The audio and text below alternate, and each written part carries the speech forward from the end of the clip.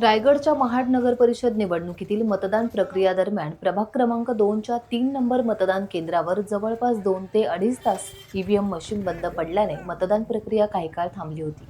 मतदारांना मोठ्या अडचणीला सामोरे जावे लागले. यावेळेस शिवसेनेचे विकास गोगावले आणि राष्ट्रवादीच्या नेत्या माजी नगराध्यक्ष स्नेहल जगताप यांनी प्रत्यक्ष मतदान केंद्रावर जाऊन परिस्थितीची पाहणी केली.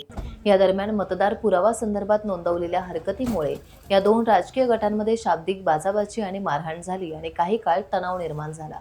राष्ट्रवादी काँग्रेस पक्षाचे नेते सुशांत जाबरला मारहाण झाली, त्यामुळे वाद अधिकच चिघळला. तर दोन गटात झालेल्या मारहाणीमुळे या ठिकाणी तणाव निर्माण झाला आहे.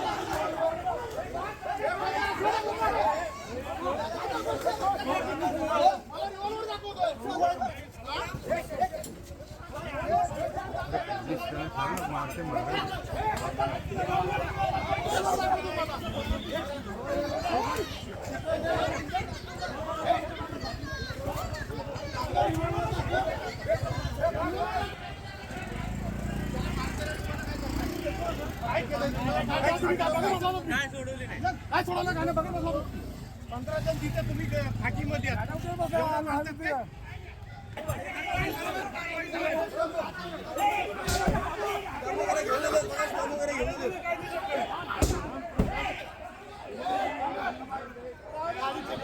गाडी चेक कर.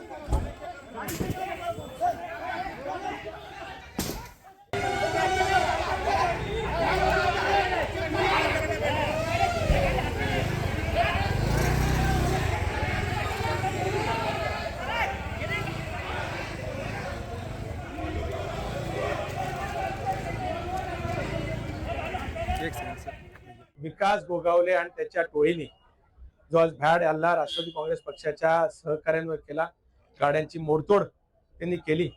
गुन्हेगारी पार्श्वभूमीचा असलेला हा माणूस हा गेले 10-12 वर्ष जणू काय आम्हीच महाडचे मालक, आम्हीच तिथले राजे अशा प्रकारे त्या ठिकाणी त्याची वर्तवणूक आहे. आणि त्याचाच भाग म्हणून ज्यावेळेस त्यांना लक्षात आलं की महाडची जनता ही त्यांना या निवडणुकीच्या माध्यमातून टकमक टोक दाखवणार आहे, हे जेव्हा लक्षात आलं, मग ते मूळ रूपावर ते त्या दिवशी म्हटले कुठेतरी ही बाजू बघितली, आमची ही बाजू बघितली नाही. आज ही बाजू पण त्यांनी जी आहे ही आज त्यांच्या कृतीतनं गुन्हेगारी पार्श्वभूमीची आहे, जे ते त्या दिवशी बोलले हे त्यांनी आज दाखवून दिलं. उपाध्यक्षाला मारहाण झालेली आहे, गाड्यांची तोडफोड झालेली आहे. वरिष्ठ पातळीवर काय भूमिका घेतली जाईल? पोलीस प्रशासनाला काय आव्हान आहे? मी पोलीस प्रशासनाला विनंती करेन, त्याचबरोबर निवडणूक आयोगाला विनंती करेन, अशा ह्या गुन्हेगारी प्रवृत्तीच्या माणसाला त्याचं योग्य पद्धतीने त्याची जे काय ठिकाण आहे हे पोलीस यंत्रणेने त्याला त्या ठिकाणी न्यावं आणि महाडला भयमुक्त दहशतमुक्त करावं, एवढीच विनंती मी प्रशासनाला करतो. टाइम्स डिजिटलला लाईक करा, सबस्क्राईब करा, शेअर करा आणि बेल आयकॉन दाबायला विसरू नका. पाहत रहा टाइम्स डिजिटल.